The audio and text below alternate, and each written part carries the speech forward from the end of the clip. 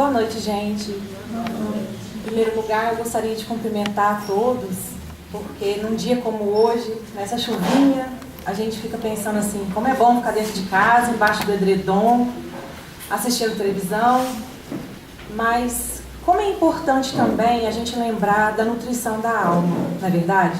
Dia de domingo a gente come macarronado, frango assado, muita gente feijão tropeiro e a gente se nutre do nosso corpo até em excesso. E muitas das vezes a gente tem preguiça de nutrir a nossa alma. E é isso daqui que a gente vem, e é isso que a gente vem buscar aqui na Casa Espírita, né? Que é a casa de Jesus, a casa onde a gente encontra os amigos espirituais. A gente precisa se lembrar de quando a gente atravessar o portão de cumprimentar os amigos espirituais, porque eles estão ali esperando por nós. Não é verdade? E é com muita alegria que a gente vem trazer um tema tão polêmico e ao mesmo tempo tão delicado, que é o tema Amor e Sexo na Visão Espírita. Veja bem que enrascada que o Aloísio me coloca. Quando ele escolhe um tema desse, né? A gente sabe que quando a gente vai fazer uma palestra, quando a gente é designado para falar, muitas entidades começam a nos acompanhar no intuito de poderem vir assistir a palestra junto com a gente. E por conta disso, a gente às vezes, nós palestrantes às vezes, sentimos muitas das influências que nos seguem nessa época. E às vezes, dependendo do tema, é um pouquinho complicado. Então, a primeira coisa que nós gostaríamos de esclarecer é que quando a gente vai falar de amor e sexo na visão espírita, é de esclarecer que a visão espírita é uma visão cristã. E que se a visão espírita é uma visão cristã, tudo que vem do Cristo é amor. Então nós vamos falar hoje de amor e sexo na visão do amor. Então parece muito redundante, né? Quando a gente fala, poxa, amor e sexo na visão do amor. Mas é isso, porque veio de Jesus. Se é cristão, é de Jesus Cristo. Então como é que nós vamos desvincular amor e sexo? É praticamente impossível. Então, a doutrina espírita nos propõe estudo para que a gente possa adquirir consciência. A partir da consciência adquirida, nós poderemos modificar ou transformar os nossos hábitos, se é que eles estejam errados. Então, quando a doutrina espírita ela vem trazer para a gente um esclarecimento, quando nós usamos da nossa inteligência, da nossa racionalidade, para fazer algumas pesquisas, para que isso possa melhorar a nossa vida, então isso é muito válido. Eu comecei a minha pesquisa essa semana pelo Livro dos Espíritos. E então é lógico que se você for no índice, lá no índice remissivo, atrás lá tem as palavrinhas-chave, né, que você pode procurar dentro do Livro dos Espíritos. E se você procurar a palavra sexo, a primeira pergunta que vai te remeter é a pergunta número 200 do Livro dos Espíritos. E nessa pergunta número 200, Allan Kardec vai questionar, vai perguntar aos espíritos como é que é o sexo entre os espíritos. E aí os espíritos superiores vão responder assim: não como entendeis. Porque entre os espíritos é necessário que haja amor e simpatia. E aí esses sentimentos é que vão determinar o sexo, uma vez que a prática sexual propriamente dita vai depender da nossa organização física, da nossa organização material, que os espíritos não têm. Aí tudo bem, porque várias vezes a gente ouve isso, a gente já leu essa pergunta e a gente já ouviu outros palestrantes falando a respeito. Mas o interessante é que se a gente for observar, essa questão número 200, ela vai estar lá na segunda parte do Livro dos Espíritos. E a segunda parte, ela trata da vida no mundo espiritual. Então veja bem, se a gente analisar essa pergunta, ela vai estar respondendo que não é como a gente entende. Por quê? Porque está falando de alguma coisa que é do plano espiritual e não do plano material. Então nós, atualmente, nós entendemos a sexualidade e a prática sexual e o amor numa visão material. E aquela pergunta e algumas outras que se seguem vem dizer como é que funciona no lado espiritual, no plano espiritual, para os espíritos, e em especial para os bons espíritos, que vão estar unidos e ligados e afins por sentimentos mais nobres, certo?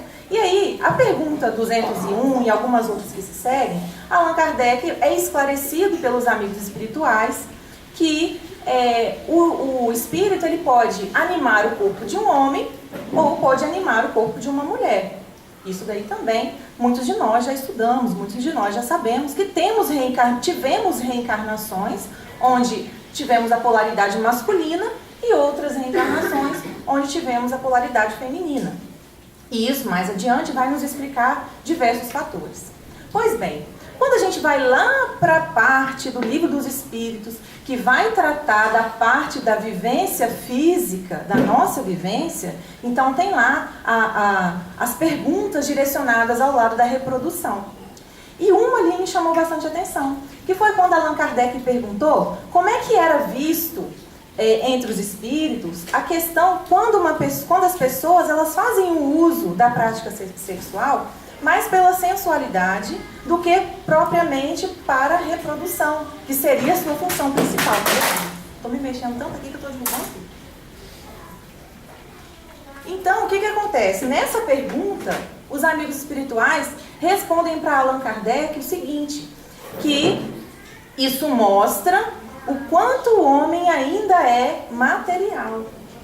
Então, veja bem, nós conhecemos esse lado da sexualidade, esse lado da afetividade, de um ponto de vista material. E como é que seria isso? Se pararmos para pensar no que é a matéria, o nosso corpo, o que nos compõe, esse corpo compõe o nosso plano enquanto humanos, mas também temos os animais, que também têm um instinto e que também utilizam a prática sexual puramente pela reprodução. A partir do momento em que nós conhecemos as sensações, a gente sai de uma parte instintiva para uma parte onde a gente vai começar a buscar boas sensações. Ou seja, a gente vai começar a buscar o que nos traz prazer. E muitas das vezes a gente abusa disso. Vamos imaginar uma situação. Todos nós, por instinto, sabemos que precisamos nos alimentar. Então é lógico que todos nós vamos sentir fome e vamos buscar o alimento necessário na hora do café da manhã. E aí o nosso organismo dita que praticamente após 3 horas a digestão acontece completamente. Então a gente sente fome novamente. Então a gente almoça e aí daí a 3 horas a gente toma o café da tarde e assim sucessivamente durante o nosso dia e durante toda a nossa existência. Esse é o instinto da fome. Para que a gente tem esse instinto? Porque é um instinto de preservação da nossa vida. Nós necessitamos de nos alimentar para estarmos vivos. Acontece que vai passando um tempo, nós vamos evoluindo e descobrimos que nos alimentar pode ser um grande prazer. E aí a gente começa a comer coisas que nos dão mais prazer do que propriamente nos nutrem. Porque a gente precisa mesmo de nutriente. Então quer dizer que se a gente inventasse alguns alimentos em cápsulas, poderíamos tomar, estaríamos alimentados e viveríamos bem com saúde. É lógico. Só que a sensação de se alimentar é uma sensação de prazer. No meu caso, por exemplo, quando eu pego uma travessa de chocolate de brigadeiro, para mim é maravilhoso. Outras pessoas, quando estão diante de uma torta salgada bastante recheada, chega a salivar. E outros, só de sentir o cheiro, o estômago já começa a pedir. Por quê? A gente atravessou, então, essa fase somente de instinto e a gente passou a sentir prazer em ter aquele tipo de alimentação. Então, a gente prepara uma comida bem saborosa e aí, muitas das vezes, a gente começa a cometer excessos. Quando a gente comete excessos, em primeira instância, o nosso estômago ele vai se dilatar. Exatamente porque o estômago ele é feito de uma musculatura elástica. Então, ele tem a capacidade de se dilatar. Na medida que o nosso estômago ele vai se dilatando, e isso não vai acontecer de uma vez, isso vai acontecer aos poucos, gradativamente, na medida que a gente vai ficando um pouquinho mais guloso, então daí as consequências vão ser outras.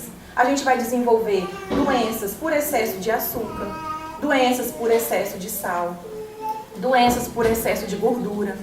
E daí advém diabetes, hipertensão arterial, colesterol alto, entupimento de vasos sanguíneos. Ou seja, nós pegamos um órgão, o estômago, ao invés da gente só começar a alimentar pela questão da nutrição, a gente começou a cometer excessos por conta do prazer que nos dá de nos alimentar.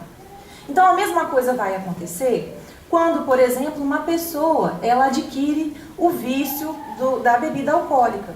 Então, o que acontece? Não é mais uma necessidade instintiva, não é instinto você tomar álcool, mas a sensação de prazer momentâneo que aquilo vem proporcionar. Então, o que acontece? A pessoa começa a fazer o uso daquela bebida alcoólica, aquilo vai aumentando a frequência e isso pode trazer danos a alguns órgãos, em especial os nossos rins e também os pulmões. Muitas pessoas acabam tendo consequências ainda mais drásticas. A mesma coisa vai acontecer quando a pessoa tem o vício do fumo. E então, aquele cigarro momentaneamente vai causar uma sensação de prazer e pouco a pouco vai desgastando, vai danificando as células pulmonares e outras, né, toda essa parte nossa respiratória, ela pode ficar comprometida por conta de um excesso advindo de um vício. Então, veja bem, a mesma coisa vai acontecer na nossa área genésica. Então, cada um tem a sua área genésica e a parte instintiva nos diz que nós precisamos daquela parte exatamente para que possamos continuar a vida, para que possamos trazer espíritos que precisam reencarnar, que precisam ser experimentados, que precisam de um seio familiar e também aqueles espíritos com os quais nós temos alguns probleminhas que precisam ser resolvidos. E então, esse lado instintivo vai nos fazer buscar parceiros. A mulher vai buscar um parceiro, que para ela vai ser o ideal, e o homem vai buscar uma parceira. E o que acontece? Quando o ser humano descobre que a prática sexual ela pode ser prazerosa, muitas das vezes ele cai nos excessos. E aí, quando vem os excessos, vem também várias consequências, assim como vem para o estômago, assim como vem para os rins, para o fígado, para o pulmão e assim sucessivamente. Entretanto, quando a gente danifica o nosso aparelho genésico, as consequências elas vão além da material. Elas vão também para o lado emocional. Elas vão também para o fator espiritual e psicológico. E é por isso que é tão importante que a gente entenda a real necessidade. E por conta disso, é necessário que a gente faça um estudo que abranja o lado social, o lado emocional, o lado físico e também todo o nosso histórico evolutivo que nos fez chegar no momento onde chegamos hoje. Eu estava lendo um livro do Divaldo chamado Sexo e Consciência. E eu li uma parte que me deixou, assim, eu comentei com o Célio, que me deixou estranhamente chocada. Divaldo diz que os bons espíritos vêm dizer para nós que a prática sexual ela vai ficando tão aviltada, ela vai ficando tão banalizada, que vai chegar um momento onde nós não sentiremos nenhum tipo de desejo ou nenhum tipo de imaginação, qualquer que seja, quando a gente vira uma pessoa nua. Porque isso vai ficar tão banal que o desejo ele vai ser despertado ao se ver uma pessoa vestida. Então, olha só que paradoxo. Porque as coisas estão caminhando para uma forma onde está sendo tão banalizada a prática sexual que as pessoas já não vão sentir graça nenhuma mais nisso. Veja bem, ele falou isso no livro e se você parar para pensar, se cada um de nós aqui parar para analisar, isso já vem realmente acontecendo. Realmente a prática sexual está muito, muito banalizada. Mas antes de chegarmos nesse fator social, nessas transformações que acontecem culturais e que vão modificando, a gente precisa entender como é que é a biologia. Como é que funciona o nosso organismo, para que a gente tenha não apenas essa parte instintiva, mas para que a gente também tenha o prazer. Então vamos entender uma coisa. Vou começar falando de nós mulheres, né? Porque as damas vêm primeiro. O interessante é que a leitura preparatória, aberta ao acaso pela Michele, caiu exatamente falando sobre o papel da mulher. Vamos entender a biologia feminina. Se nós pegássemos o nosso corpo, a mulher, e a gente fosse comparar o nosso corpo com uma cidade, o nosso útero seria a igreja. Seria o templo religioso. O lugar mais sagrado seria o nosso útero. Porque é ele que é a porta de entrada do plano espiritual para o mundo físico. É ele que vai trazer a nossa redenção, se assim podemos nos expressar. Porque se nós, cada vez que nós reencarnarmos, se nós conseguirmos melhorar um pouquinho, então nós estamos nos redimindo, nós estamos nos depurando e estamos ficando melhores. Pensem que cada uma das mulheres traz dentro dela um solo sagrado, que é o útero. Além do útero, a gente tem toda uma composição hormonal característica nossa. A nossa composição hormonal, ela nos faz ter a doçura, o afeto, a afetividade, o olhar materno, o carinho, a vontade de pegar no colo, é chorar junto quando vê uma cena bonita, é chorar junto quando vê o outro chorando. Isso é muito característico da mulher. E é lógico, gente, que a gente fala isso de uma maneira geral. Não são todas as mulheres que ainda são dessa forma. E é lógico que as que ainda não se sentem dessa forma, não se devem sentir piores ou mal por conta disso. Porque a gente sabe que a gente vem de uma bagagem evolutiva onde nós habitamos já corpos masculinos, desculpa. E na medida que a gente vai, por exemplo, um homem que teve a polaridade feminina durante várias reencarnações, agora se ele está como homem, ele tem uma facilidade maior de entender, de compreender, de ser mais carinhoso. A mesma coisa a mulher. Se ela veio de várias reencarnações onde ela habitou a polaridade masculina, então ela vai conseguir ser mais firme, ela vai conseguir ser mais positiva, vai ter uma liderança muito grande por conta dessas questões até mesmo hormonais. Então, voltando a essa parte hormonal, os nossos hormônios, eles fazem tudo no nosso corpo. Para tudo a gente precisa de hormônio. A gente precisa de hormônio para crescer, a gente precisa de hormônio para pensar, a gente precisa de hormônio para sorrir, para chorar. Então, para tudo, a gente vai ter os hormônios específicos, que são algumas substâncias que no nosso corpo tem. Os hormônios que o homem tem são diferentes dos hormônios que as mulheres têm. E os nossos hormônios, além de regularem todo esse lado que nós temos, afetivo, essas coisas todas que eu falei, eles vão regular também um ciclo muito interessante no nosso corpo, que é o chamado ciclo menstrual. E por que esse ciclo é tão importante na sexualidade feminina? Porque, gente, esse ciclo, ele dura cerca de 28 dias, e esse ciclo, ele dita várias coisas no mundo feminino. Imaginem vocês que quando a gente está no primeiro dia desse ciclo, a mulher, ela está menstruada nesse primeiro dia desse ciclo. Então, normalmente, ela está a gente costuma brincar com os hormônios à flor da pele, no sentido de estar nervosa, de estar chorosa, de estar chateada. Eu acredito que isso aconteça com quase 100% das mulheres, porque é um fator hormonal. Então, na medida que esse ciclo, os dias vão passando nesse ciclo, os hormônios vão se modificando as quantidades. Uns aumentam e outros diminuem. Quando nós chegamos ao 14º dia do ciclo, os hormônios que estão em alta são os hormônios necessários para que a mulher engravide. Então, do primeiro dia do ciclo, que é quando ela está menstruada, até o 14º, muita coisa vai acontecer, mas vai atingir um pico, que é onde naqueles dias a mulher ela tem a possibilidade de engravidar. Então, nessa época, nessa fase que a gente chama de período fértil, é onde a mulher, caso ela tenha prática sexual, ela tem a possibilidade enorme de engravidar. Quando passa essa fase, né, e a gente diz 14 dias, mas pode acontecer desse período começar no 12º, pode acontecer dele terminar no 17º, enfim.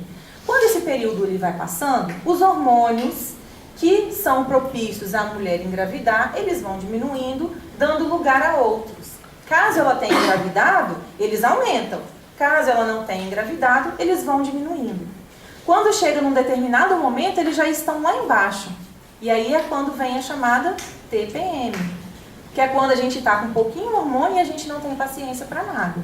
E a gente fica nervosa, e a gente briga, e tem poucas coisas que nos fazem sorrir. Por exemplo, cartão de crédito sem limite, chocolate, presentes, flores e assim sucessivamente. Então, o recado para os homens é exatamente esse. Quando chegar nessa época, é o hormônio que está embaixo. A mulher realmente ela precisa, naquele momento, de compreensão, de carinho. E precisa também não explorar o marido quando estiver nesse momento. Porque às vezes o marido vai todo cheio de amor para dar e aí ela explora, né? Mas é uma questão, gente, praticamente hormonal. E aí esses hormônios controlam, regulam a nossa vida, uma vez que eles estão diretamente ligados com o nosso humor, com a nossa disponibilidade de fazer as coisas, com a nossa iniciativa, e quando esses hormônios estão em baixa a gente fica mais preguiçosa, e enfim, é uma série de coisas que são reguladas através deles. Dá para imaginar o quanto a mulher ela ainda está difícil de um homem conseguir decifrar ela assim 100%? Exatamente por conta desses hormônios que tomam conta de nós? Então, por um outro lado, quando a gente pensa na biologia masculina, a biologia masculina é o homem, por natureza, pelos hormônios que ele tem, ele já tem mais um sentimento, uma sensação de ser o chefe, de ser ele que manda, de ser ele que é o que vai proteger a sua cria, né? E aí o que acontece? Com o passar dos anos, com a evolução, as mulheres já conseguiram, inclusive, mandar em tudo sem quer que os homens tenham uma noção que isso aconteça. Então, atualmente, os homens pensam que mandam, porque eles têm realmente esse lado hormonal, mas na verdade quem está mandando é a mulher. Porque a mulher ela conseguiu evoluir um pouquinho mais para poder mostrar para o homem que é ele que manda, mas na verdade quem está decidindo as coisas é ela. Então lá em casa eu já falei com as meninas, gente, quando a gente quiser alguma coisa do seu pai, a gente precisa de que ele pense que é uma ideia dele. Então a gente precisa trabalhar para que ele pense assim, poxa, a ideia quem deu fui eu, sou eu, né? E aí a gente vai, com esse jeitinho feminino, a gente vai dobrando eles e não é assim que a gente consegue tudo que a gente quer? Então a gente já ensina desde pequenininho e esse fator cultural, ele vai passando de geração em geração para que a gente consiga, né, deixar o lar da maneira que a gente quer. E então o homem ele já tem esse lado de proteger. Só que o hormônio que domina mais o homem, que anima mais o corpo masculino, ele também é responsável por ter a percepção de quem vai ser a parceira dele. Então faz com que ele seja um caçador. E aí vejam bem, como que isso, a parte cultural afetou isso, aumentou tudo isso que já existia no homem. Ele tem um hormônio que faz com que ele pense que ele é o macho, que ele que manda e que ele que vai à caça. E aí nós viemos de uma concepção cultural onde durante muito tempo a mulher ela foi escravizada pelo homem. A mulher ela foi tida como um objeto. Então nós viemos dessa cultura, colaborando para que todo esse lado já biológico do homem faça com que a mulher ela tenha esse sentido durante muito tempo inferior em relação ao homem. Então veja bem como é complicado, né? Você pensa numa época em que a mulher realmente não podia vestir a roupa que ela queria, não podia usar um adereço que ela gostaria, porque ela tinha que seguir as regras que o marido ditava. Certo? Então tudo isso a gente sabe. E a gente sabe também que quando chegou na década de 60 e 70, aconteceu a chamada Revolução Feminina. E que as mulheres começaram a se impor e a demonstrar que o espaço também é delas. Epa, peraí, eu também posso trabalhar, eu também posso vestir a roupa que eu quero. Nesse mesmo livro do Divaldo, Sexo e Consciência, ele relembra que houve uma época, desculpem, que as mulheres elas não podiam, elas ficavam completamente cobertas. Então, que quando elas conseguiam deixar o calcanhar de fora, isso fazia com que os poetas ficassem encantados, enfeitiçados e conseguissem redigir poesias lindas porque tinham visto o calcanhar de uma mulher. Então, pensa bem como isso foi modificando com o passar do tempo. E é lógico, gente, que é extremamente positivo para nós mulheres conseguirmos alcançar o nosso espaço na sociedade, conseguirmos nos impor no sentido profissional, no sentido de que nós também sabemos tomar decisão, que nós somos inteligentes, que nós podemos aprender a ler, né? Como foi durante muito tempo que as mulheres não podiam nem aprender a ler, e que temos a nossa inteligência também. O problema é que as coisas aconteceram de uma forma que elas saíram de um ponto e elas foram para um outro extremo. Então, como diz o Divaldo, o sexo, ele sempre foi livre. A questão da sexualidade, ela sempre foi livre. O problema é que ela também é libertina. E aí que muitas mulheres acabaram se utilizando disso para começar a ter comportamentos completamente em desacordo com aquilo que vem da doutrina do Cristo para nós. Então vejam bem, a visão espírita, a visão cristã, ela difere no sentido de que o Espiritismo não proíbe nada para nós. Ele não vem nos proibir. O Espiritismo ele não vem dizer, é errado você fazer isso, é certo você fazer aquilo. Porque a partir do momento que a gente faz esse tipo de coisa, que aponta o que está certo e o que está errado para uma outra pessoa, então a gente está julgando. E isso não foi o que Jesus ensinou. Ao contrário, ele que era o ser perfeito, jamais julgou alguém. Então, na verdade, a doutrina espírita, ela vem com essa ideia de não haver julgamento. Atenção aqui para diferenciar doutrina espírita de pessoas espíritas. Ok? Porque a gente vê que dentro do nosso movimento, infelizmente, existem muitos que julgam e muitas das vezes nós mesmos julgamos. Então, pensando nesse sentido, a doutrina espírita ela não vem para proibir o sexo, para falar que é errado, que é sujo, que é feio. Ao contrário disso, ela vem para dizer que deve haver uma liberdade, mas que deve haver uma preocupação, em primeira instância, com a integridade moral. Então, é muito importante que nós tenhamos o nosso lado moral íntegro, para que isso não nos venha trazer consequências desastrosas mais tarde. Imaginem vocês que a sensação de culpa, a sensação de se sentir suja, como a gente ouve tantas mulheres falarem, por conta de uma vida sexual absolutamente desregrada e regada de excessos. Então a gente vê muito disso.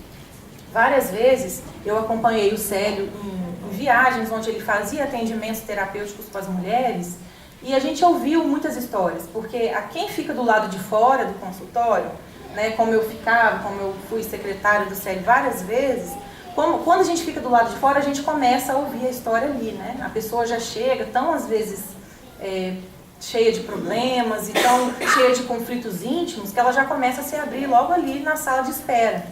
E foram muitas as vezes que nós ouvimos histórias de mulheres que se culpavam por ter tido algum tipo de vida, de situação, e que hoje tinham consequências mais tristes por conta disso. Então nós sabemos que, por exemplo, a televisão hoje, não só a TV, mas também a mídia de uma forma geral, o advento da internet, que é livre hoje para todo mundo. Então isso vem abrir muitas portas para a nossa imaginação. Pensem vocês que uma cena de sexo na TV, para ela aparecer ali pra gente mais ou menos uns 10 segundos, com o ápice do erotismo, ela demora mais ou menos uns 4 dias para ser gravada. Então vamos imaginar, até isso ser transmitido pra gente, teve um diretor que ficou ali estudando o que despertaria mais o desejo das pessoas. O que faria com que as pessoas ficassem vidradas naquilo ali. Então ele grava uma cena durante 4 dias e edita, ou seja, ele vai pegando as melhores partes, os melhores pedaços, para poder editar uma coisa de segundos, para colocá-la na televisão e a gente ficar olhando, a gente ficar enfeitiçado com aquilo. Imaginem, se uma cena demora 4 dias para ser gravada, é lógico que nenhum ser humano sadio, nenhum ser humano na sua concepção normal, consiga ter fisiologicamente capacidade de realizar aquilo que a tela está mostrando. Mas que faz com que as pessoas fiquem vidradas naquilo.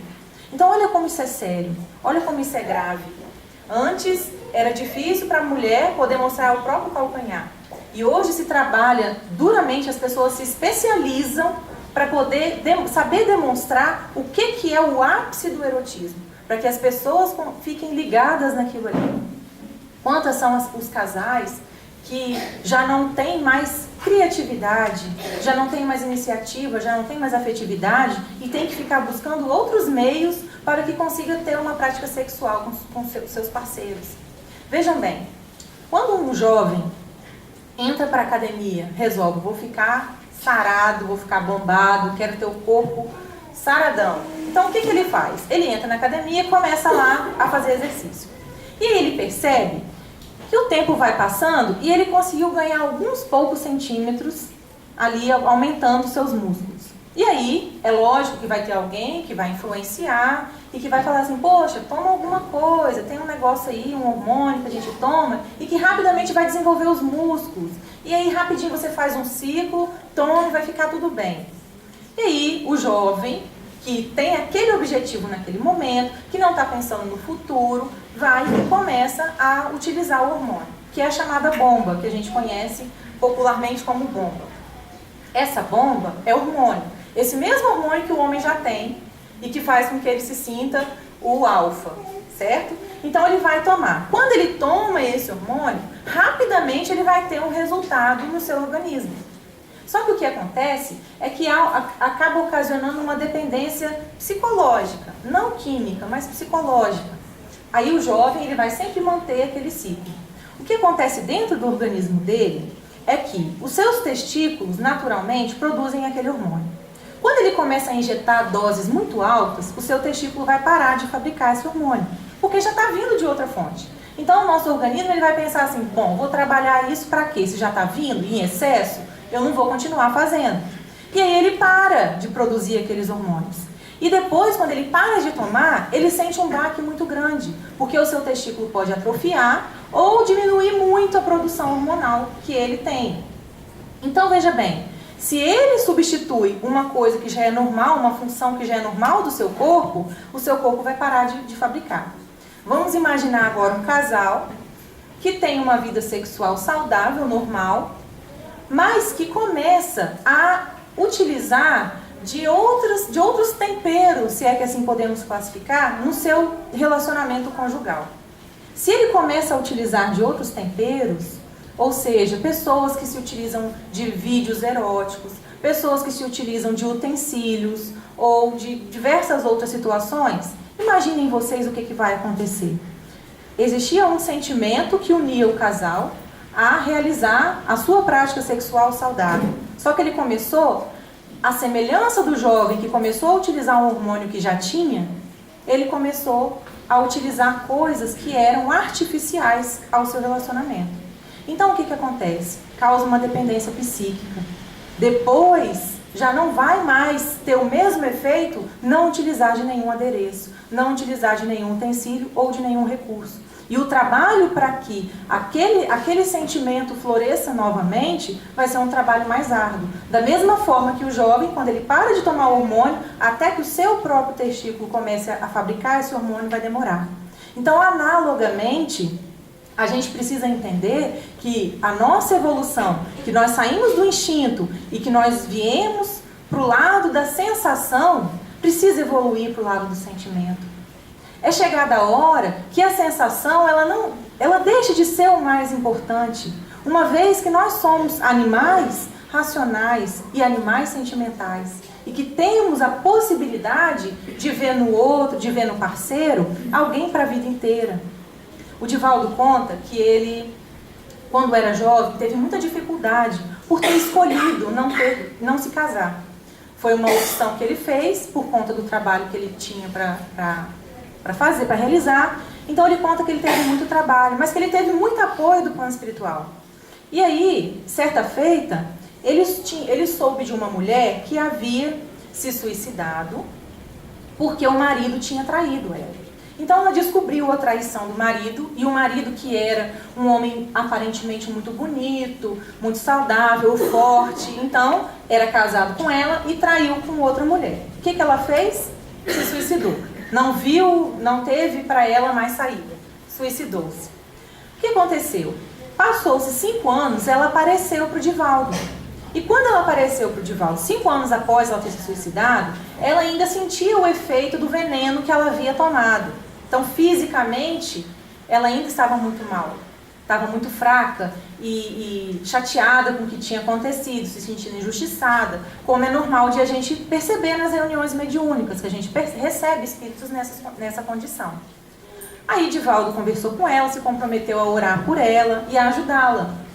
20 anos mais tarde, ela aparece de novo para Divaldo. Dessa vez, ela já não sentia mais os efeitos físicos, se é que assim podemos dizer, do veneno que ela havia ingerido. Mas agora ela padecia das dores morais.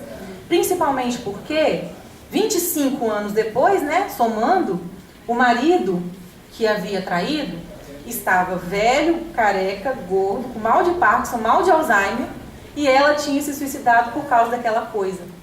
Então o Divaldo fala assim, que essas coisas ajudaram muito a ele, que pode parecer cômico, porque ela sofreu muito, porque era o homem dos sonhos dela, mas 25 anos depois ele já não era mais. E se ela tivesse tido a força de manter-se firme, de seguir adiante, provavelmente ela conheceria uma outra pessoa, refazeria a vida dela.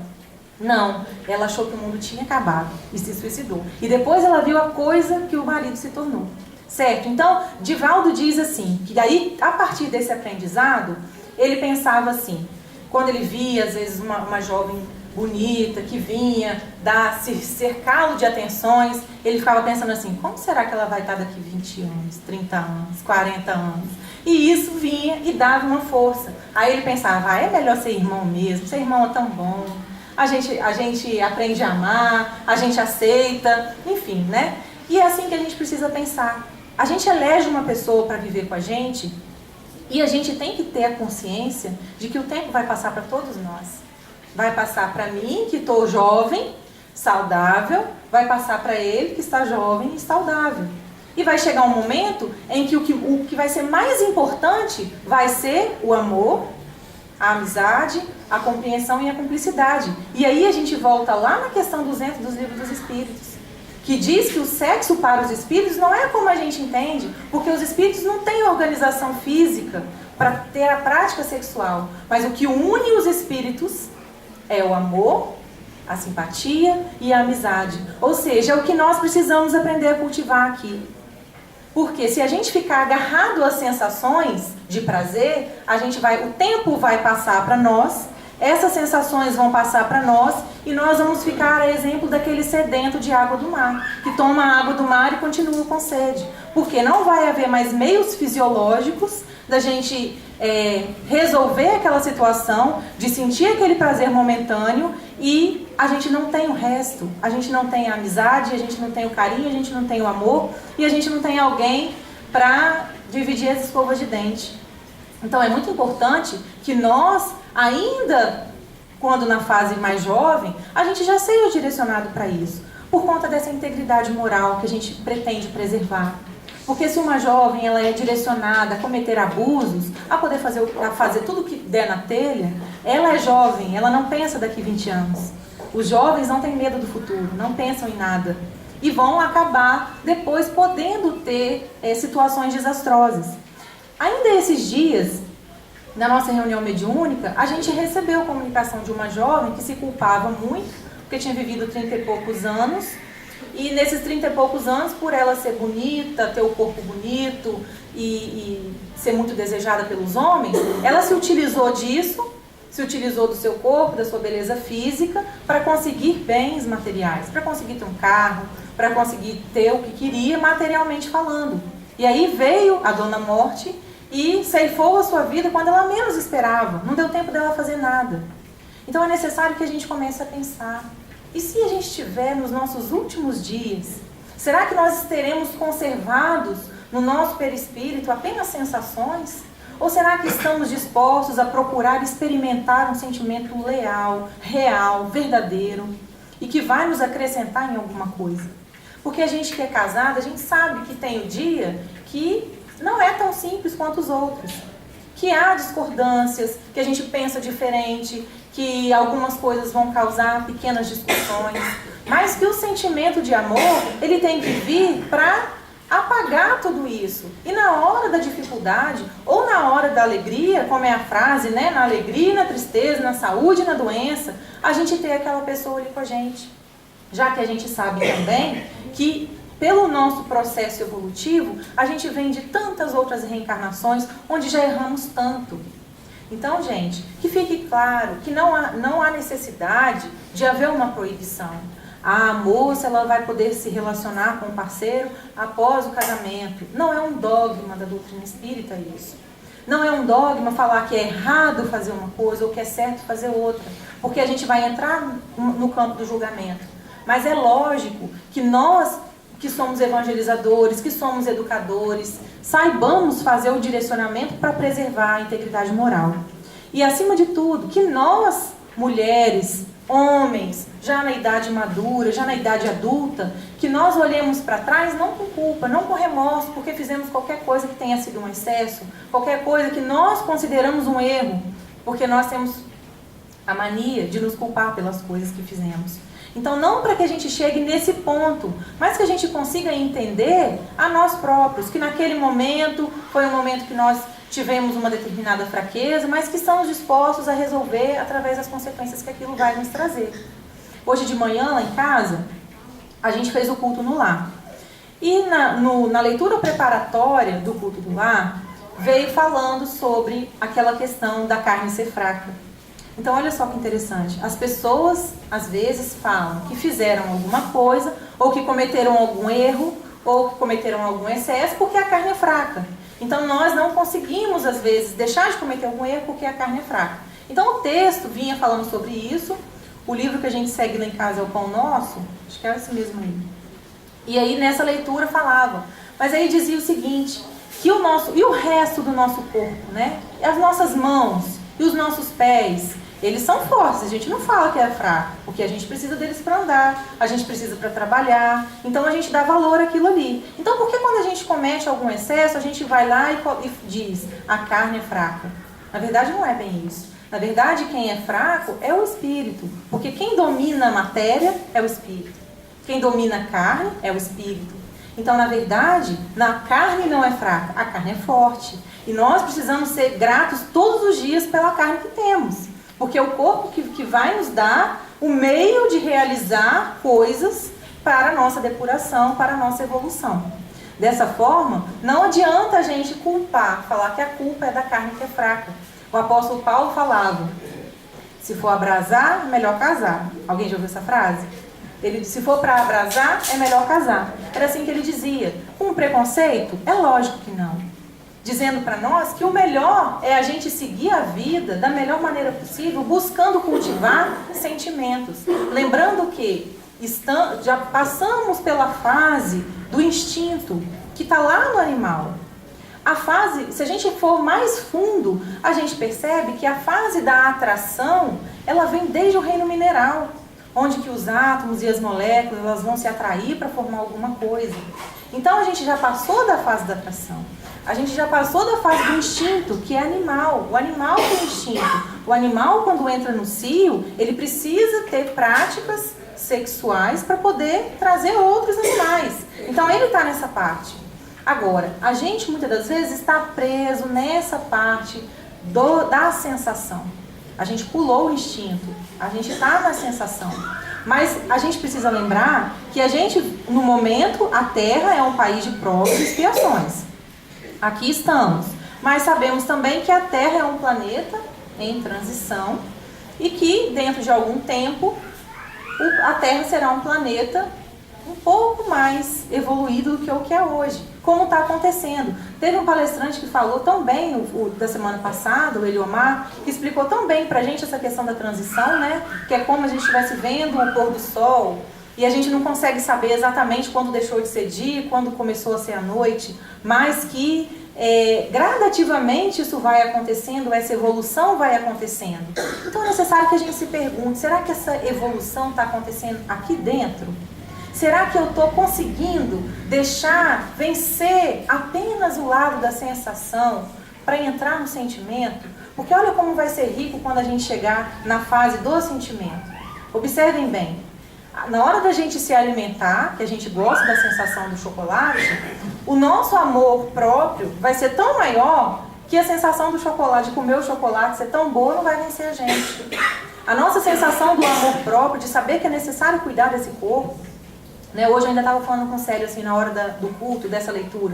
Eu ainda falei assim com ele, eu acredito que se a gente tiver um mínimo de gratidão pelo nosso corpo, a gente vai se esforçar em fazer uma atividade física, em se alimentar melhor e tal. E eu pensei, caramba, eu não estou fazendo nada disso.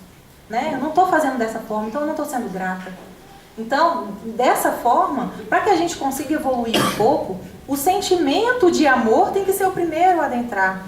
a nos irrigar, para que aí, a partir daquele amor próprio, a gente consiga lembrar que a sensação ela é momentânea e que o amor ele vem para ficar para sempre. Então, quando é um casal de pessoas mais velhas que viveram 50, 60, 70 anos juntos, fica muito mais fácil.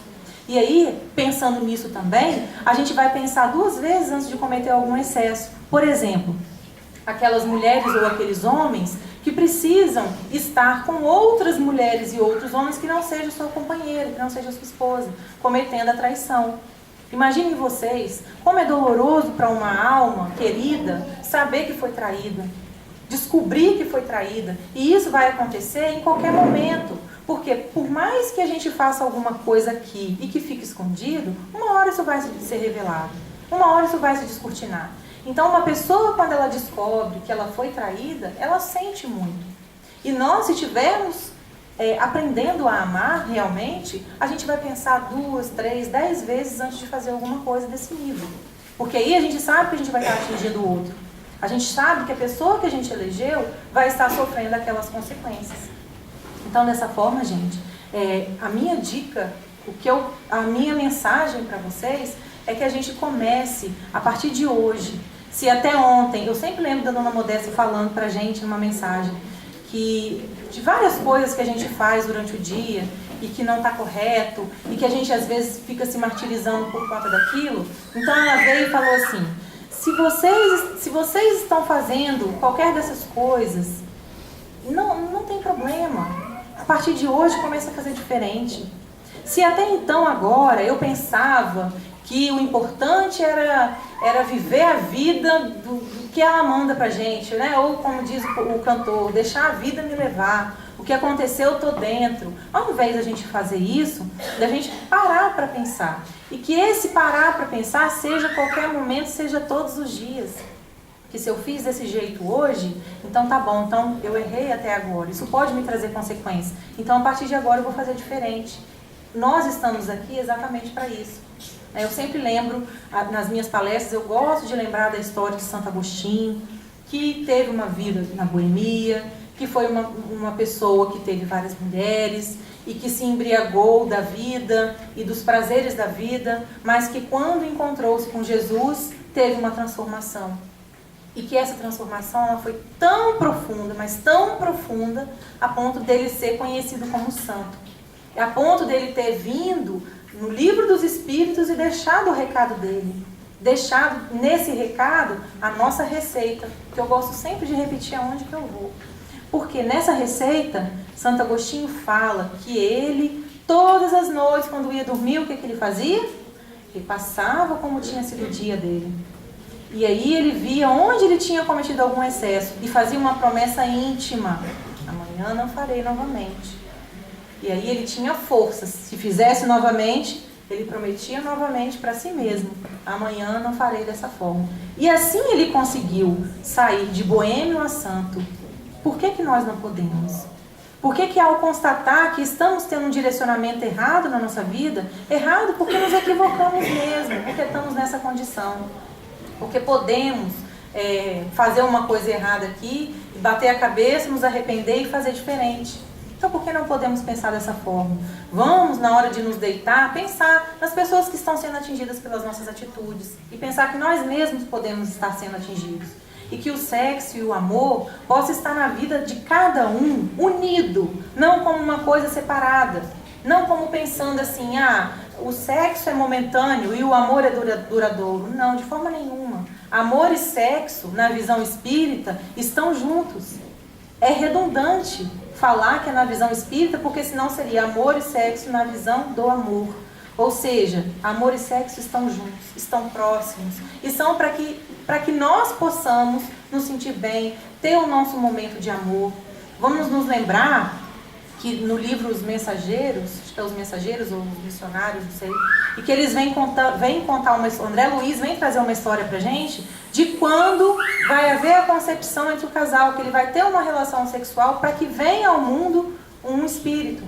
Então, como que é interessante, os próprios amigos espirituais nos dão a privacidade necessária Mas a partir do momento em que um dos dois começa a dar vazão a outro tipo de pensamento, então ele abre portas para ser visitado por outras entidades.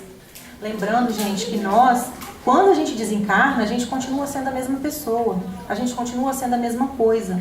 Desta forma, imaginem quantos são os espíritos que hoje encontram-se no plano espiritual com transtornos sexuais, perturbados pelo transtorno sexual. Sabemos que existem as regiões umbralinas onde pessoas com vício na área sexual vão se afinizando e vão se atraindo e estando todos ali juntos.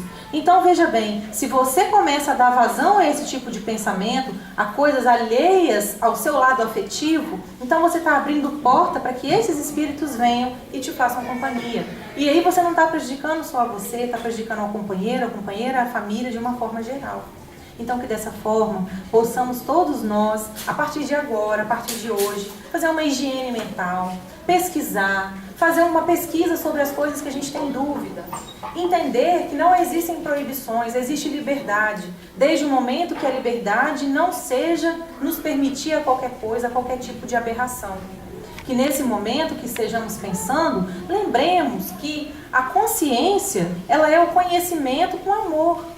Então, a partir do momento que a gente sabe de uma coisa e que a gente se lembra que tudo é necessário empregar uma dose de amor, a gente vai ter consciência. E a consciência vai ser o que vai nos segurar no sentido de, poxa, não vou cometer um excesso, não vou fazer alguma coisa errada, porque eu tenho consciência de que isso pode trazer consequências ruins para mim depois. Então, gente, eu gostaria muito de agradecer mais uma vez por ver essa casa se encher, com todo mundo olhando, ninguém dormiu, ninguém abriu boca, isso é muito bom. Significa que eu estava falando e não estava assim, um negócio muito monótono, né?